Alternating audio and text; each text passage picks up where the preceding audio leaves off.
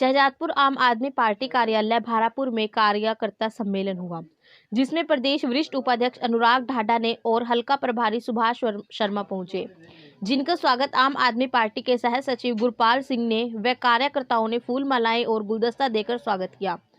प्रदेश वरिष्ठ उपाध्यक्ष अनुराग ढाढा ने कार्यकर्ताओं को संबोधित किया और हल्के के कार्यकर्ताओं की नियुक्ति के साथ साथ शपथ ग्रहण कराई। पार्टी को मजबूत करने के लिए लोगों को ज्यादा से ज्यादा जोड़ने के लिए जागरूक किया। हल्के के ग्राम सचिव, सर्किल इंचार्ज, ब्लॉक इंचार्ज मौजूद रहे। उनको अपने अपने कार्य के लिए ड्यूटी लगाई। प्रदेश उपाध्यक्ष ने भाजपा जजपा की सरकार पर की नाकामियों पर बोले, मौजूदा सरकार अपने वादे पर पूरा नहीं उतरी, ना युवाओं को रोजगार ना दे सकी, ना शिक्षा स्वास्थ्य, किसी की भी मांगों पर पूरा नहीं उतरी। उन्होंने कहा, दिल्ली में आम आदमी पार्टी की सरकार अरविंद केजरीवाल दोबारा चलाई जा रही है। दिल्ली में शिक्षा व्यवस्थाएं, स्वास्थ्य, मोहल्ला क्लिनिक, रोजगार, बिजली पानी फ्री दिया जा रहा है।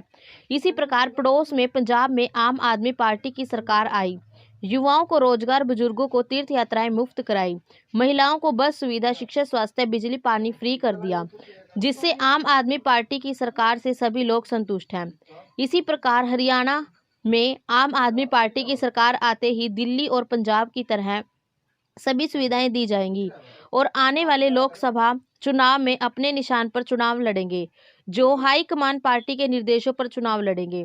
कार्यकर्ता ज्ञानचंद, धीमान, सोमनाथ, राहुल, बलविंदर, दहर, जसविंदर, बरौली, राजपाल, ज्ञानचंद, डिप्टी राणा, जगमाल, सतीश धनाना, नीरज, नरेश कक्कड़ माजरा, ईश्वर सिंह काकड़ माजरा आदि।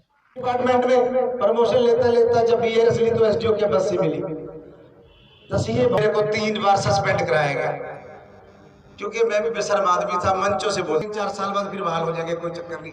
मगर आम लोगों के लिए, आम जन के लिए आवाज करना पड़ जाए, मैं आपसे अनुरोध करता हूँ। डरने की जरूरत नहीं है, कायर डरते हैं। झंडा उठा के बुलंद आवाज से गली में जा, आम आदमी पार्टी जिंदाबाद। शेर अकेला ही दहाड़ता है, शेर कभी 2 नहीं होते दहाड़ने के लिए, गीदड़ बहुत होते हैं, कुत्ते बहुत होते हैं भौंकने के। देखिए, आज नारायणगढ़ के सभी ग्राम सचिव, सर्कल इंचार्ज और ब्लॉक इंचार्ज यहाँ इस कार्यक्रम में मौजूद थे। उनको आगे की कार्यक्रम की रूपरेखा आज बतानी थी कि किस तरह से आगे अब अभियान चलने वाला है। गांव-गांव में किस तरीके से जो ग्राम कमेटी हमने बनाई थी 21 मेंबर की, उनको हम उनके अपॉइंटमेंट लेटर्स देंगे, उनको उनके आई कार्ड्स देंगे और गांव के अंदर यात्राओं की शुरुआत करेंगे। आज हमारे जो हल्का प्रभारी हैं सुभाष शर्मा जी, वो भी हमारे साथ यहाँ पर हैं और गुरपाल जी और सारे लीडर्स पार्टी के जो थे वो यहाँ पर मौजूद थे और उनकी उपस्थिति में न सिर्फ सभी पदाधिकारियों ने शपथ ली कि हरियाणा की सरकार बनाने के लिए सर्वस्व न्यौछावर कर देंगे, बल्कि आगे का जो कार्यक्रम है उसको अच्छे तरीके से समझा और अब गांव-गांव जाके जैसी रूपरेखा तय हुई है उसके हिसाब से इस क्रांति को एक-एक घर तक पहुंचाएंगे। लोकसभा चुनाव आने वाला है, तो क्या रणनीति रहेगी? आप अलायंस करेंगे या अकेले प्रयत्न करेंगे?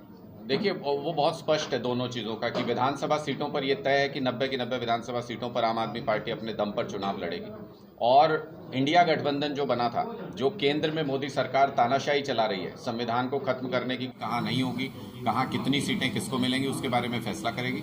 उसके बाद आम आदमी पार्टी हाईकमान का जो भी फैसला होगा उसके अनुसार हम लोकसभा का चुनाव लड़ेंगे। अभी उसमें समय है, अभी उस पर निर्णय होने बाकी हैं, लेकिन विधानसभा चुनाव के लिए हम एक-एक घर तक पहुंचना, अपनी तैयारी मजबूत करना शुरू है। अभी एक मुख्यमंत्री द्वारा घोषणा की गई है तीर्थ यात्रा को लेकर, इस पर क्या कहना? देखिए, मुझे लगता है कि कोरी घोषणा है और मुख्यमंत्री मनोहर लाल खट्टर जी बार बार यही कर रहे हैं कि अरविंद केजरीवाल जी की नकल करने की कोशिश तो कर रहे हैं, लेकिन वो नकल कर नहीं पा रहे हैं, क्योंकि उसके लिए नीयत की भी ज़रूरत होती है, उसके लिए दिमाग की भी ज़रूरत होती है, उसके लिए बहुत अच्छी सोच की भी ज़रूरत होती है। ये तीनों चीज़ें हैं नहीं मुख्यमंत्री मनोहर लाल खट्टर जी में। उन्होंने पहले कहा कि तीर्थ यात्रा योजना शुरू करेंगे, जो दिल्ली में चल रही है कई सालों से, और 83,000 बुजुर्गों को तीर्थ यात्रा अरविंद केजरीवाल जी करा चुके हैं। उसके बाद जब मनोहर लाल खट्टर जी ने अनाउंस किया, उसके कुछ दिन बाद पंजाब के अंदर अनाउंसमेंट हुआ था मुख्यमंत्री तीर्थ यात्रा योजना का, लेकिन पंजाब की पहली ट्रेन भी रवाना हो गई। अगले 95 दिन का प्रोग्राम भी पब्लिक हो गया कि 53,000 बुजुर्ग पंजाब के तीर्थ यात्रा पर जाएंगे अगले 95 दिन के अंदर। सारे प्रोग्राम फाइनल हो गए, लेकिन हरियाणा में जो अमित शाह जी की मौजूदगी में मुख्यमंत्री तीर्थ यात्रा योजना की अनाउंसमेंट हुई थी, उसका क्या हुआ? कब भेजेंगे तीर्थ यात्रा पे, कैसे जाएंगे लोग, उसका कोई भी जो प्रारूप होना चाहिए वो जनता के सामने नहीं है, ना उसका कोई प्लान है, ना किसी को अभी तक तीर्थ यात्रा पे भेजा गया है। इसलिए हम बार बार कहते हैं कि नकल के लिए अकल चाहिए। अब फिर मुख्यमंत्री जी ने कल परसों घोषणा की थी कि लड़कियों के लिए शिक्षा जो है वो कॉलेज लेवल तक, कुछ लड़कियों को हम 50% माफ करेंगे, कुछ लड़कियों की पूरी शिक्षा मुफ्त कर देंगे। लड़कियों की क्यों, लड़कों की क्यों नहीं? और इसमें ब्रैकेट क्यों लगाया जा रहा है कि इनके लिए माफ कर देंगे, इनके लिए नहीं करेंगे, इनका 50% कर देंगे, इनका 100% कर देंगे। शिक्षा पाना मूलभूत अधिकार है लोगों का, और आम आदमी पार्टी का ये मानना है कि हर किसी को मुफ्त शिक्षा मिलनी चाहिए और वर्ल्ड क्लास शिक्षा मिलनी चाहिए। ना हरियाणा सरकार वर्ल्ड क्लास शिक्षा दे पाने में सक्षम है, ना कॉलेजेस के अंदर टीचर है, ना स्कूल्स के अंदर टीचर है, ना इंफ्रास्ट्रक्चर है, और उसके बावजूद जो शिक्षा मुफ्त करने की बात कर रहे हैं उसमें भी कंडीशंस लगा रहे हैं। आम आदमी पार्टी की सरकार आते ही 2024 में सबकी शिक्षा मुफ्त होगी, सबको वर्ल्ड क्लास एजुकेशन मिलेगी, शानदार स्कूल और यूनिवर्सिटी बनेंगे, सभी जो युवा हैं वो अच्छी शिक्षा लेकर के देश के भविष्य में योगदान दे सकेंगे। धन्ना जी, क्या बात, हल्के में तो लेना ही चाहिए, क्योंकि हम हर हल्के में रहते हैं। 90 के 90 हल्कों में आम आदमी पार्टी है, तो वो जहां मर्जी ले लें, हम उनको हल्के में ही मिलेंगे। और जब वो हल्के में हमसे टकराएंगे तो उनकी जमानत जब्त होना तय है, ये भी बात निश्चित है।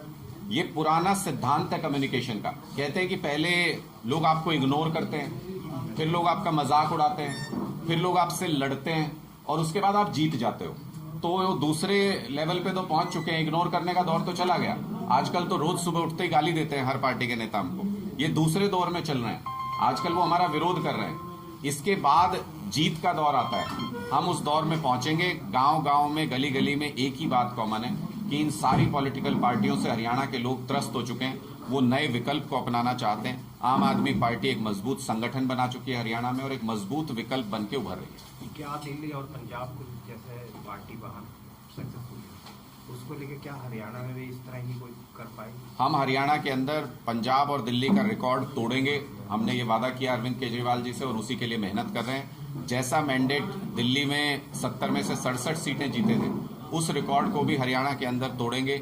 इस हद तक हरियाणा का वर्कर कमिटेड है। गांव गांव में, पंजाब में भी हमारे साथी बैठे हैं, शर्मा जी बता देंगे कि चुनाव से 1 साल पहले पंजाब में भी इतना करंट नहीं होता था जितना हरियाणा के अंदर करंट है, जितने मीटिंग्स में लोग आते हैं, जितने हमारा संगठन बन चुका है। हम हर तरीके से पहले की लड़ाइयों से सीख करके उससे मजबूत स्थिति में है। जैसा चुनाव हमने दिल्ली में लड़ा, पंजाब में लड़ा, गुजरात में लड़ा, उससे 10 गुना ताकत से हरियाणा के अंदर चुनाव लड़ेंगे। सारी पार्टियों का सुपड़ा साफ करेंगे, क्योंकि इन्होंने 57 साल तक लोगों को त्रस्त किया, परेशान किया।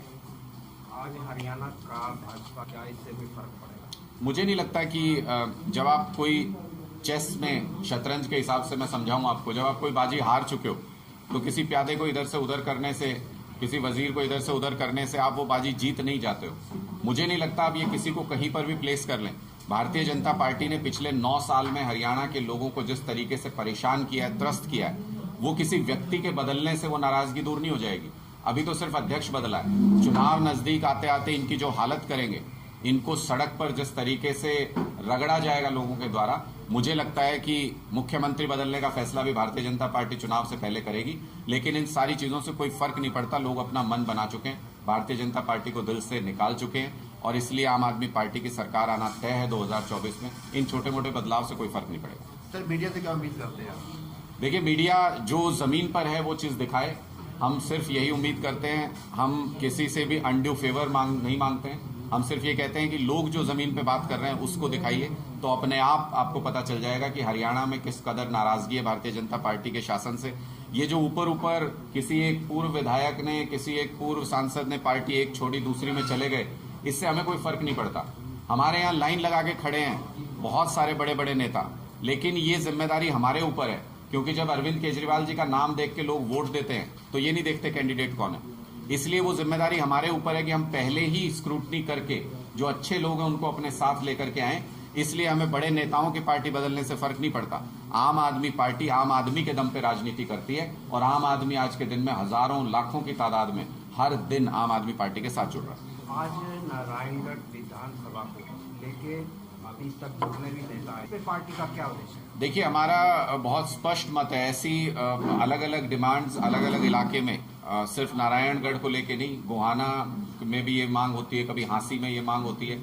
लोगों की अपनी समझ से, जैसे उनको काम पड़ता है सरकार से, उसके हिसाब से उनकी मांगे डेवलप होती हैं। किसी भी अच्छी सरकार का दायित्व है कि वो लोगों की इन मांगों को सुने, उन पे विचार करे और जो लोगों के भले में है वो डिसीजन ले। ये सरकार पिछले 9 साल से लोगों के भले का शायद कोई एक डिसीजन भी नहीं ले पाई। किसानों को किसान कानून नहीं चाहिए थे, जबरदस्ती दे दिए। जो जवान पूरी जिंदगी सेना की सेवा करना चाहते हैं उनको बोले 4 साल में रिटायर हो जाओ। ये जो मांगते नहीं हो आप वो आपको देते हैं, और जो मांगते हो वो नहीं देते हैं। आम आदमी पार्टी की सरकार, चाहे वो पंजाब में हो चाहे दिल्ली में हो, लोगों के इशारे पर काम करती है। लोकतंत्र में लोगों का इशारा है और अपने काम खुद करा रहे हैं।